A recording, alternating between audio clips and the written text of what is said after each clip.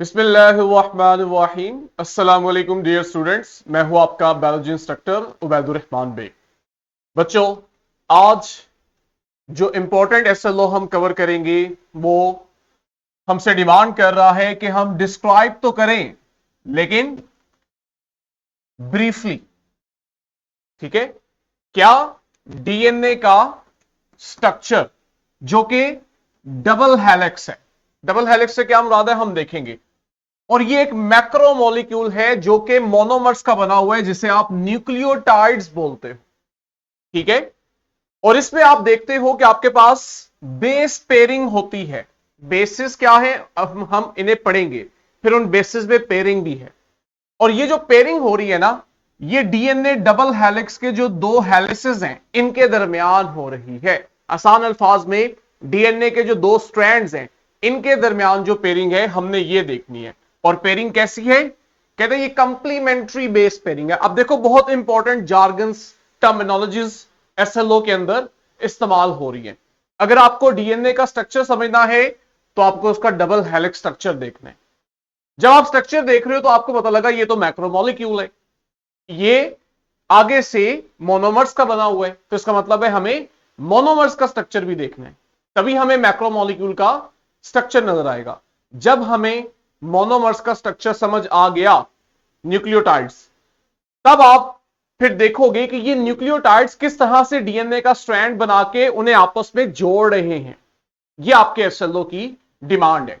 हम एनिमेशन से स्टार्ट करते हैं। एनिमेशन जो है वो हमारे लिए चीजों को अंडरस्टैंड करना बहुत आसान कर देती है। अब डीएनए जो है ये आपके पास एक पॉलीमर है, मैक्रोमोलिक्यूल है हमारे एसएलओ की जुबान में। इस मैक्रोमोलिक्यूल के छोटे छोटे यूनिट्स हैं। ये जो यूनिट है ना, इसे हम कहते हैं न्यूक्लियोटाइड। ठीक है?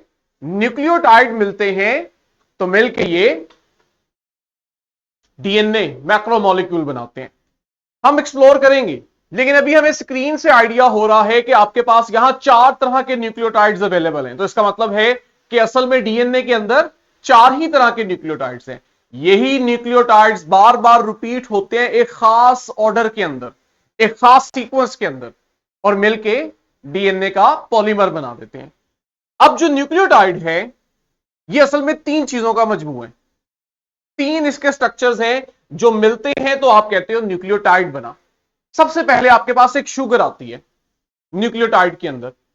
इस शुगर को अगर हम देखें तो इस शुगर के अंदर 5 कार्बन है। अब आपके सामने एक रिंग बना हुआ है। ठीक है?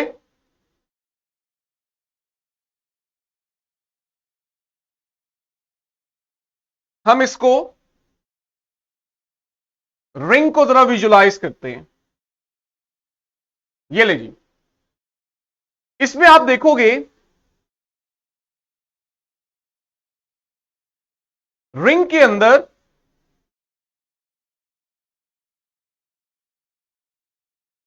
5 कॉर्नर्स हैं, नजर आ रहे हैं? ये 5 कॉर्नर हैं।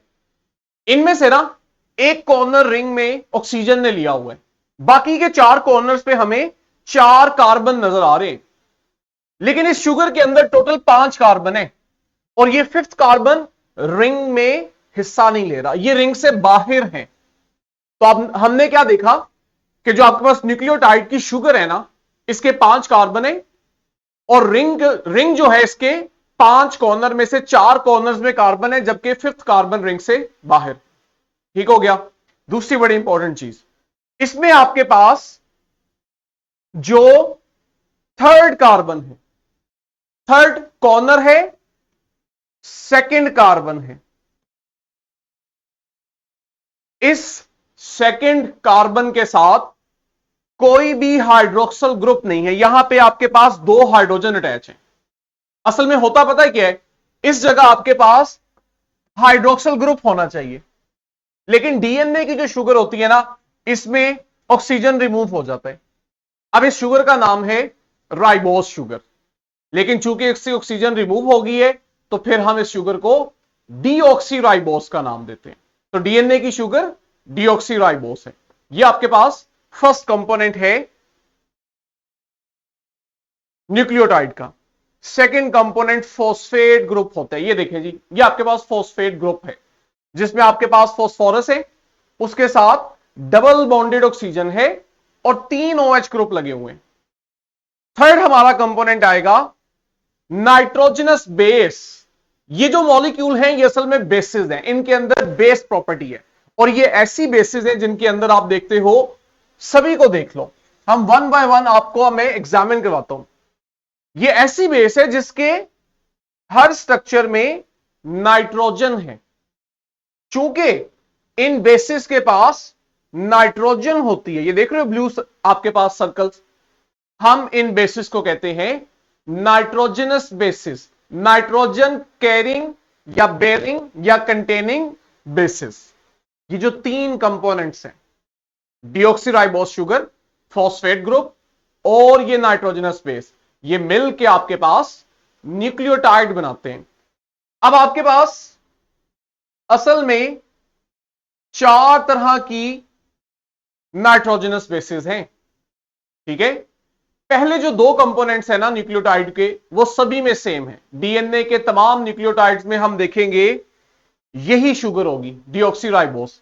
तमाम न्यूक्लियोटाइड्स के पास यही फॉस्फेट ग्रुप होगा। फर्क पता है कहां आएगा न्यूक्लियोटाइड्स में, कि इन चारों में से ना सिर्फ एक ही नाइट्रोजनस बेस है जो न्यूक्लियोटाइड के पास होगी। तो चूंकि 4 नाइट्रोजनस बेस है, इसलिए आप देखोगे डीएनए के न्यूक्लियोटाइड्स भी 4 तरह के होंगे। अब ये 2 स्ट्रक्चर, तीनों स्ट्रक्चर जुड़े कैसे हुए हैं? ये जो आपके पास शुगर है ना, असल में इसके कार्बन नंबर 1 के साथ नाइट्रोजनस बेस लगती है और कार्बन नंबर 5 जो रिंग से बाहर है, इसके साथ अटैच होता है फॉस्फेट ग्रुप। अभी हम इसको ऑब्जर्व करते हैं। ये देखो, मैं किसी भी एक को ऑब्जर्व करने जा रहा हूं। ये 4 तरह के न्यूक्लियोटाइड्स हैं। ये आपके पास एक न्यूक्लियोटाइड है, इसमें सबसे पहले तो आपने नाइट्रोजनस बेस को आइडेंटिफाई करना है, बल्कि रिंग शुगर को हम करते हैं। जो आपके पास शुगर है, हम इसको पहले आइडेंटिफाई करते हैं।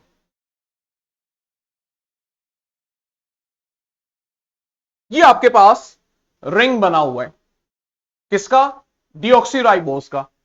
इसके कार्बन नंबर 1 के साथ देखो, ये आपके पास एक नाइट्रोजनस बेस अटैच है, जबकि इसके कार्बन नंबर 5 के साथ, ये देखो, ये रिंग से बाहर जो कार्बन है, इसके साथ फिर आगे फॉस्फेट ग्रुप अटैच हुआ है।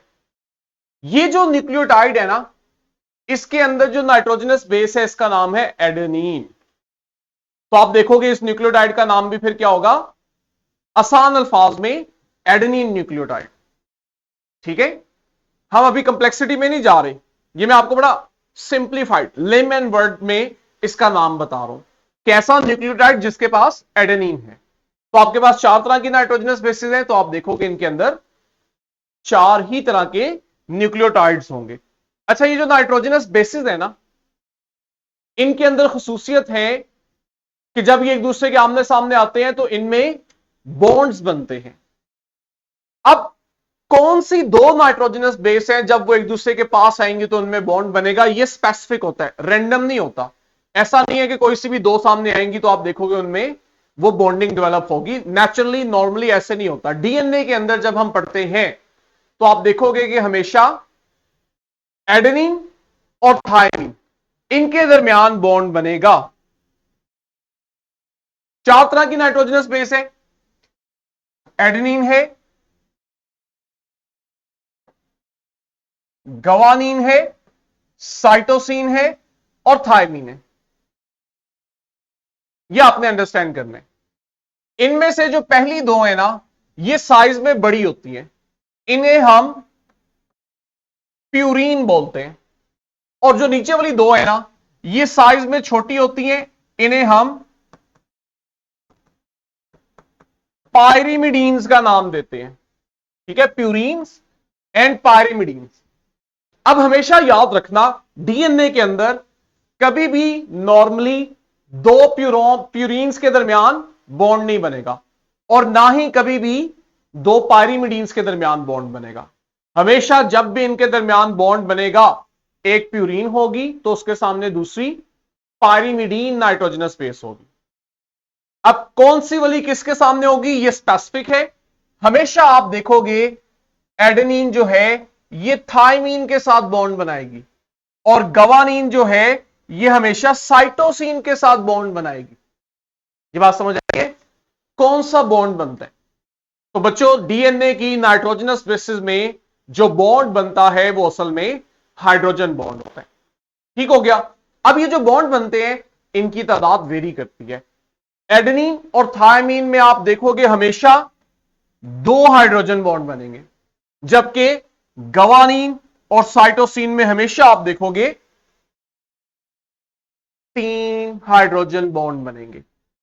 ये बात क्लियर हुई। तो आपके पास जब भी डीएनए के 2 स्ट्रैंड्स एक दूसरे के आमने सामने आएंगे, डीएनए क्या है? डबल हेलिक्स, 2 स्ट्रैंड्स हैं। तो एक स्ट्रैंड जो है उसके पास जो भी नाइट्रोजनस बेस है, लेट्स से एक स्ट्रैंड के पास एडेनिन है, तो जो सामने वाला दूसरा स्ट्रैंड है ना, हमेशा आप देखोगे वहां पे उसके पास थायमीन होगी, तभी दोनों की नाइट्रोजनस बेसिस में हाइड्रोजन बॉन्ड बनेगा। ये बात अंडरस्टैंड हुई।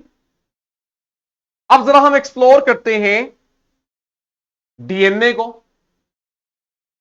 पहले तो हम स्कीमेटिक देखते हैं। ये देखें, ये आपके पास डीएनए का स्ट्रक्चर है। अब दो ही अपॉर्चुनिटीज थी कि हमारे पास डीएनए के जो 2 स्ट्रैंड्स हैं ये यूं एक दूसरे के पैरेलल आ जाएं।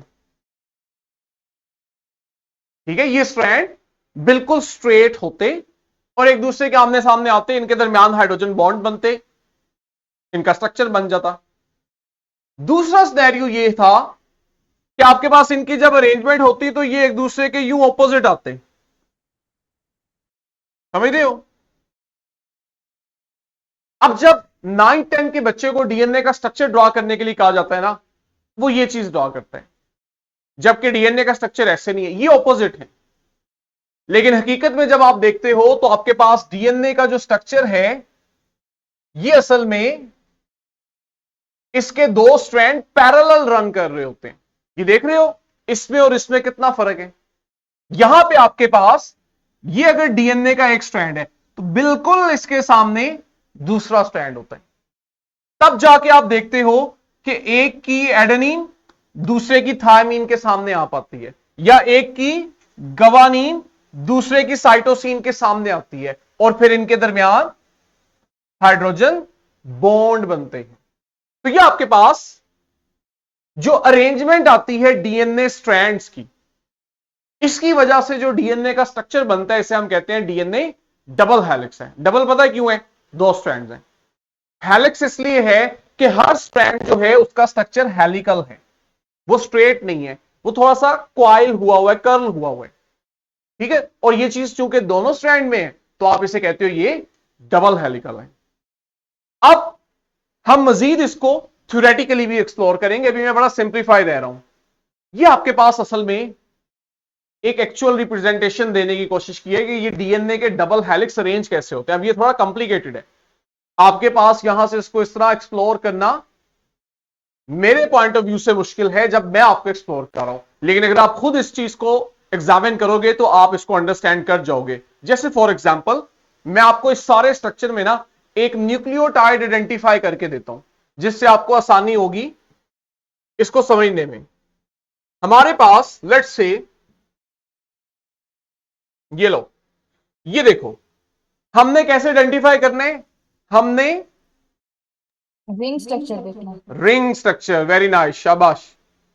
ठीक है, और मैं आपको भी यहां ड्रॉ करके भी दिखाता हूं।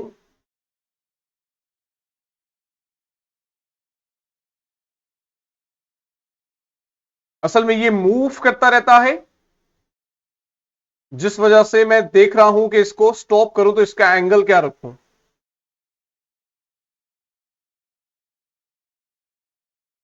नहीं, दोबारा ट्राई करते हैं।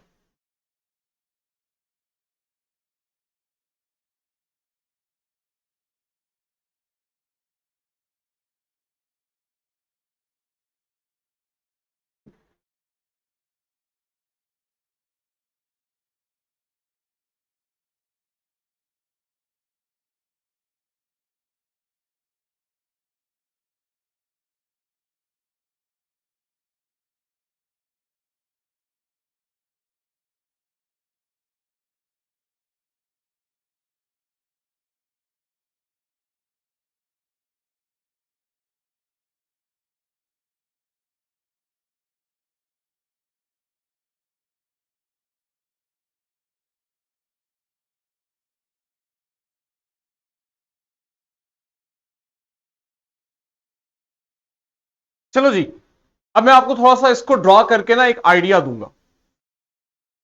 काफी हद तक हुआ है, लेकिन आपके पास स्क्रीन में हो सकता है वो उस तरह से ना नजर आए। ये है जी हमारा रिंग जो हमने आइसोलेट कर लिया है, ठीक है। इसके अंदर आपके पास कार्बन 1, 2, 3, 4 और ये देखो ये इसका 5वां कार्बन है। और रिंग के अंदर एक कॉर्नर में ऑक्सीजन है, वो जो रेड गोल्ड सर्कल है, ठीक है। जो आपके पास रेड सर्कल है ये ऑक्सीजन है। आपके पास हमेशा न्यूक्लियोटाइड में ना 3 चीजें, इस 5 कॉर्नर वाले शुगर में कार्बन नंबर 1 पे ना नाइट्रोजनस बेस लगी हुई है। ये आपके पास इस तरह से पड़ी हुई है, इसलिए आपको नजर नहीं आ रही है, अभी मैं एक्सप्लोर करके भी दिखाऊंगा। और ये इसका कार्बन नंबर 5 है जो रिंग से बाहर है। इसके साथ अटैच है आगे फॉस्फेट ग्रुप, जिसका फॉस्फोरस येलो कलर का है। ये 3 कंपोनेंट्स हैं। अब मैं आपको, आपने इसी हिस्से पे फोकस करना है, मैं आपको ये एक्सप्लोर करके दिखाता हूं। ये देखें, आपके पास 5 कॉर्नर वाली शुगर, इसके कार्बन नंबर 1 के साथ ये देखो, ये देखो, ये कार्बन नंबर 1 के साथ आगे बेस लगी हुई है। हमें बेस का इसलिए पता लग रहा है कि उसके जो रिंग में ब्लू सर्कल है ये असल में नाइट्रोजन है, तो हमें पता लग रहा है ये नाइट्रोजनस बेस है। और आपके पास इसके कार्बन नंबर 5 पे ये देखो जो रिंग से बाहर है, इसके साथ फॉस्फेट अटैच हुआ है। तो ये आपके पास एक न्यूक्लियोटाइड है और ये न्यूक्लियोटाइड आपस में एक दूसरे के साथ अटैच है। अब हम आते हैं अपनी स्लाइड पे, क्योंकि यहां चीजें थोड़ी कॉम्प्लिकेट हो जाएंगी। हम 2D डायग्राम से इसको अंडरस्टैंड करते हैं क्विकली। नॉलेज हमारा क्या है एसएलओ का? Structure of DNA as a double helix, जिसको हम अंडरस्टैंड करने जा रहे हैं। अब मैंने क्विकली गुजरना है जो बातें मैं बता चुका हूं। न्यूक्लिक एसिड का किसी भी ऑर्गेनिज्म या सेल के सर्वाइवल में बहुत क्रिटिकल रोल है, और यह बात मैं बड़े अच्छे से समझा चुका हुआ हूं कि कैसे इसके पास जेनेटिक इंफॉर्मेशन है। वो जेनेटिक इंफॉर्मेशन जाती है आरएनए को, और आरएनए जाके प्रोटीन बनाने में यूज हो जाता है। और वो प्रोटीन फिर या तो सेल का स्ट्रक्चर बना रही होती है, या फिर हम देखते हैं वो सेल में कोई बहुत इंपॉर्टेंट फंक्शन परफॉर्म करती है। तो इस वजह से आपके पास न्यूक्लिक एसिड की सिग्निफिकेंस बहुत ज्यादा है। कहते हैं ये जेनेटिक ब्लूप्रिंट है। जेनेटिक ब्लूप्रिंट का मतलब है कि सेल को चलाने के लिए जितनी भी इंफॉर्मेशन है ना, वो सारी की सारी इसके अंदर स्टोर की हुई है। और यही फिर वो इंफॉर्मेशन है जो रिप्रोडक्शन के दौरान एक जनरेशन से दूसरी जनरेशन में पास करती है। ठीक हो गया? वही चीज कि इसके पास इंस्ट्रक्शन है सेल के तमाम फंक्शंस को करवाने के लिए। ये है तो सेल काम कर रहे हैं। ये अब 2 तरह के हैं, न्यूक्लिक एसिड या डीएनए है या आरएनए है। इनका जब हम कंप्लीट नेम पढ़ते हैं तो DNA stands for deoxy ribo nucleic acid और आरएनए राइबो न्यूक्लिक एसिड। देख रहे हो, आपने आरएनए के साथ सिर्फ स्टार्ट में डीऑक्सी का वर्ड यूज किया तो आपने उसे डीएनए कह दिया लिखते हुए। स्ट्रक्चर में क्या फर्क है इसको हम दोबारा देखते हैं। कहते हैं डीएनए असल में पता है क्या करता है? जेनेटिक इंफॉर्मेशन स्टोर करता है, पढ़ा हुआ है हमने। लेकिन कैसे कर रहा होता है? असल में इसके पास एक बड़ा सा सीक्वेंस होता है बेसिस का। यहां बेसिस से मुराद न्यूक्लियोटाइड्स भी लिया जा रहा है, ठीक है। कॉमनली आसान अल्फाज में न्यूक्लियोटाइड के लिए आप अक्सर जगह देखते हो बेसिस का वर्ड यूज हो जाता है। तो असल में डीएनए के अंदर है न्यूक्लियोटाइड। वो जो न्यूक्लियोटाइड है उसने ये इंफॉर्मेशन स्टोर की हुई है, और जब इसने अपनी इंफॉर्मेशन से कोई प्रोडक्ट बनाना होता है तो आप देखते हो डीएनए से आरएनए बनता है, और वो आरएनए फिर आगे उस इंफॉर्मेशन को लेके जाता है प्रोटीन बनाने के लिए। हर न्यूक्लिक एसिड जो है आपके पास, चाहे डीएनए है या आरएनए है, ये बना हुआ है अपने मोनोमर्स का, जिसे आप कहते हो न्यूक्लियोटाइड्स। ये जो न्यूक्लियोटाइड्स आपस में मिलते हैं तब आपके पास एक बड़ा पॉलीमर बनता है जिसे आप डीएनए या आरएनए कहते हो। हम अब अपने एसएलओ के अकॉर्डिंग डीएनए को पढ़ने जा रहे हैं, ठीक है। डीएनए जो है बहुत से लिविंग ऑर्गेनिजम्स का मेन जेनेटिक मटेरियल है, ठीक है, जिनमें आपके पास बहुत से वायरसेस भी आ जाते हैं। मैंने क्यों वायरसेस को हाईलाइट किया है? जब हम इनका स्ट्रक्चर पढ़ेंगे आपको इसकी सिग्निफिकेंस का आइडिया होगा। इसी वजह से आप देखते हो कि डीएनए का जो स्ट्रक्चर और फंक्शन है उसकी बहुत ज्यादा इंपॉर्टेंस है। करता क्या है ये? असल में ना हर इंडिविजुअल को कुछ खास कैरेक्टरिस्टिक्स देते हैं। आपको इसकी साइंटिफिक टर्मिनोलॉजी भी आनी चाहिए। हम बायोलॉजी में इसे ट्रेट्स का नाम देते हैं। ट्रेट्स क्या होते हैं? ये जो आपकी खसूसियात हैं, हाइट कितनी है, ये आपका ट्रेट है। इसे कौन डिसाइड कर रहे हैं? डीएनए। डीएनए के अंदर उसके छोटे छोटे फ्रेगमेंट जीन्स हैं। आई कलर क्या है, हेयर कलर क्या है, वेट क्या है, ये सब आपके ट्रेट्स हैं, कैरेक्टरिस्टिक्स हैं। ठीक है, जो आपके पास एक जनरेशन से दूसरी जनरेशन में पास होते हैं। किस शक्ल में? डीएनए की शक्ल में। ये इसकी सिग्निफिकेंस है। अब अगर हम डीएनए की अक्रंस देखते हैं ना, तो बेसिकली हमें ये एक यूकैरियोटिक सेल के न्यूक्लियस में मिलता है। लेकिन हमने पढ़ा हुआ है कि डीएनए दो और जगहों पे भी मिलता है, जिनमें एक है माइटोकॉन्ड्रिया और दूसरा क्लोरोप्लास्ट। याद है, तीन इंपॉर्टेंट ऑर्गेनल्स थे सेल के जहां पे ये डीएनए होता है। ले जी, स्ट्रक्चर की अगर हम बात करें तो कहते हैं आपके पास यूकैरियोट्स के अंदर तो वो न्यूक्लियस में था, लेकिन प्रोकैरियोट्स में आप देखते हो चूंकि वहां न्यूक्लियस नहीं है, मेम्ब्रेन बाउंडेड स्ट्रक्चर नहीं है, तो वो डायरेक्ट साइटोप्लाज्म में है। कहते हैं डीएनए का स्ट्रक्चर ऐसे ही है जैसे आपके पास एक सीढ़ी है। अगर हम सीढ़ी को गौर से देखें तो आपके पास इसके दो स्ट्रैंड्स हैं, और इन दोनों स्ट्रैंड्स को स्टेप्स ने जोड़ा हुआ है, जिसे आप असल में रंग कहते हो। ठीक है, ये जो स्टेप्स हैं ये इसके रंग्स हैं, जो इन दो स्ट्रैंड्स को एक दूसरे के साथ जोड़ रहे हैं। आप पता क्या करो, आप इस सीढ़ी को लो और इसको ट्विस्ट कर दो, तो जो आपके पास स्ट्रक्चर बनता है इसे आप कहते हो डबल हेलिक्स स्ट्रक्चर, कि दोनों ही स्ट्रैंड कर्ल कर गए हेलिक्स फॉर्म में। और आप देख रहे हो उन दोनों को दरमियान से रंग्स ने जोड़ा हुआ है, स्टेप्स ने जोड़ा हुआ है। यही चीज आपके पास इससे मिलती डीएनए की आती है।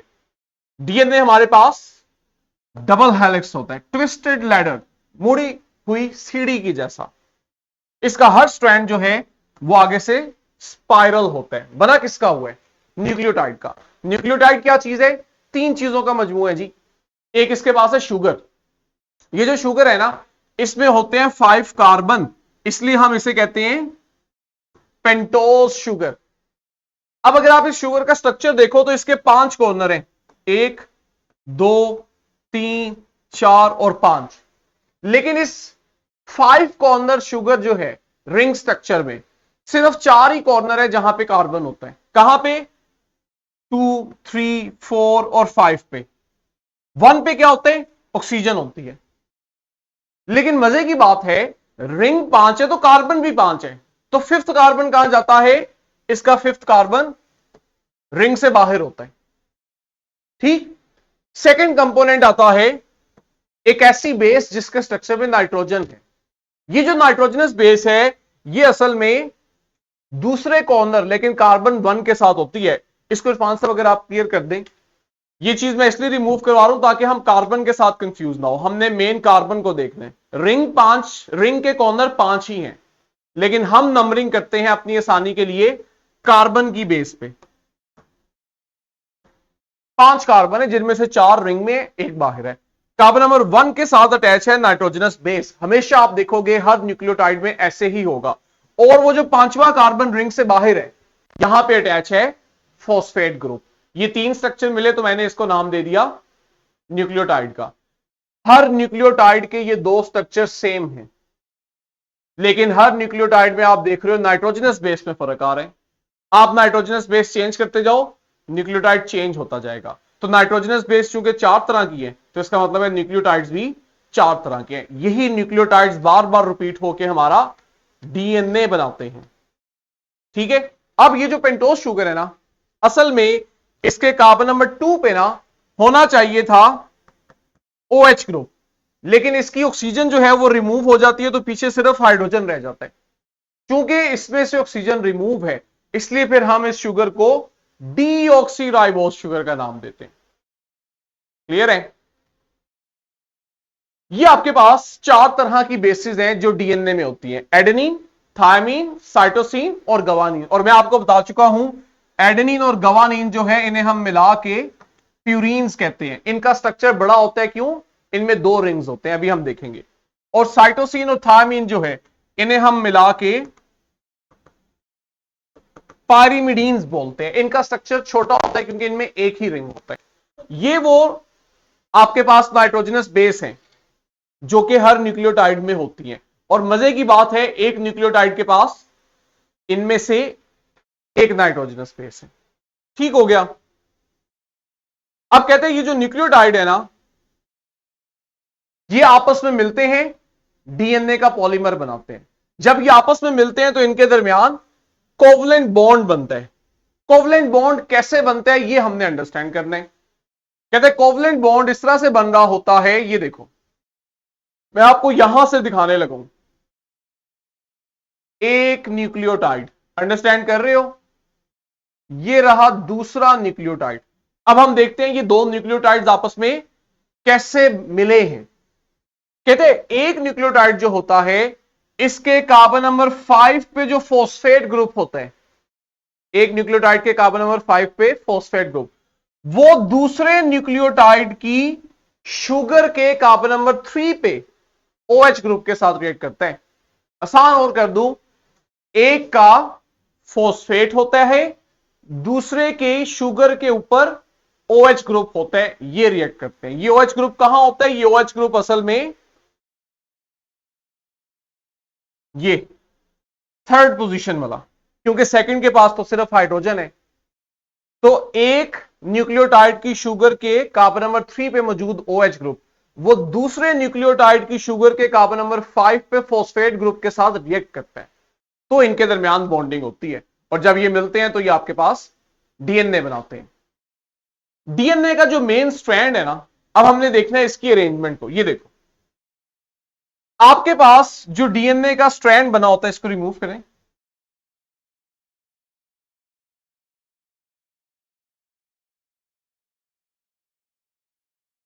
वो इन दो चीजों का बना हुआ है। ये देख रहे हो जिसको आप स्ट्रैंड कहते हो, ये स्ट्रैंड पिंक कलर में जो दिखाए हुए हैं, इसके अंदर दो ही चीजें होती हैं न्यूक्लियोटाइड की, एक उसकी शुगर होती है और एक फॉस्फेट होता है। जो तीसरी चीज है ना, नाइट्रोजनस बेस, ये स्ट्रैंड का हिस्सा नहीं होती। तो ये जो स्ट्रैंड है जो कि शुगर और फॉस्फेट का बना हुआ है, हम इसके लिए वर्ड यूज करते हैं बैकबोन। हम कहते हैं डीएनए की जो बैकबोन है ना, यानी उसका जो स्ट्रैंड है, वो दो चीजों का बना हुआ है, शुगर और फॉस्फेट ग्रुप का। और कहते हैं कि आपके पास जैसे सीढ़ी के दरमियान में वो स्टेप्स है, रंग्स हैं, ऐसे डीएनए में भी है। कहते हैं डीएनए के जो रंग्स है ना, वो किसके बने हुए हैं? नाइट्रोजनस बेस के। ये देखो, ये अगर आपके पास दो स्ट्रैंड्स हैं, इमेजिन करो मैं इन्हें सीधा कर रहा हूं, ये ट्विस्टेड है, मैंने इन्हें पकड़ के सीधा कर दिया है, तो ये तो हो गए आपके पास स्ट्रैंड्स जो बने हुए हैं फॉस्फेट और शुगर के। इनके दरमियान में आप देखते हो यहां पे फिर बेसिस होती हैं। ये बेसिस क्या है? ये इसकी रंग्स हैं, और ये दोनों स्ट्रैंड्स को जोड़े हुए हैं। कैसे जोड़े हुए हैं? इनके दरमियान बनता है हाइड्रोजन बॉन्ड। ये देखो डॉटेड लाइंस, जो कि दो स्ट्रैंड्स के नाइट्रोजनस बेसिस के दरमियान है। क्लियर हुआ? और ये पेयरिंग कैसे होती है मैं पहले ही बता चुका हूं कि एक स्ट्रैंड की एडेनिन होगी तो हमेशा दूसरे स्ट्रैंड की थायमीन होगी, यानी एडेनिन थायमीन के साथ बॉन्ड बनाएगी। कौन सा बॉन्ड? Hydrogen bond. कितने? दो। एक स्ट्रैंड के ऊपर गवानीन होगी तो हमेशा उसके सामने वाले स्ट्रैंड के पास साइटोसिन होगी, तो दोनों के दरमियान हाइड्रोजन बॉन्ड बनेगा, लेकिन 3 हाइड्रोजन बॉन्ड बनेंगे। ठीक हो गया? ये जो आपके पास स्ट्रक्चर बनता है, तब आप देखते हो कि डीएनए का स्ट्रक्चर एक स्टेबल स्ट्रक्चर बनता है। ये आपके पास एक मैंने यूट्यूब वीडियो भी लगाई हुई है, आपने इसको अपनी वीडियो के एंड पे स्लाइड ओपन करनी है। डिस्क्रिप्शन के अंदर आपके पास स्लाइड, वर्कशीट, पीपीटी तीनों चीजें पड़ी होती हैं, क्वेश्चन बैंक। आप वहां से पीपीटी डाउनलोड करोगे, मैंने पीपीटी के अंदर इंसर्ट की हुई है। ये सारी बातें जो मैंने आपको बताई हैं वही हैं, ठीक है। और हम छोटे अच्छे स्मॉल से एनिमेशन के अंदर आवाज इसको समझ चुके हैं, ठीक है। ये हमारा जी एसएलओ था जिसे आज हमने कवर किया है, जिसमें हमने देखा कि हमने क्लियरली डीएनए का स्ट्रक्चर पढ़ा, जो कि एक डबल हेलिक्स मैक्रोमोलिक्यूल था, पर्शिंग हाउस को नहीं ठीक करो है। तो उसको नाम और इस मैक्रोमोलिक्यूल में रिमूव कर दें, हाजरा इस मैक्रोमोलिक्यूल में आपके पास न्यूक्लियोटाइड्स थे,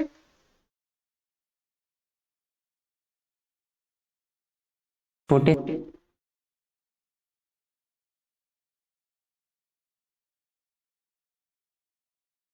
जो आपके पास डीएनए के डबल हेलिक्स बना रहे थे। वापस आओ, वापस आते हैं हम एनिमेशन पे एक नजर देखें।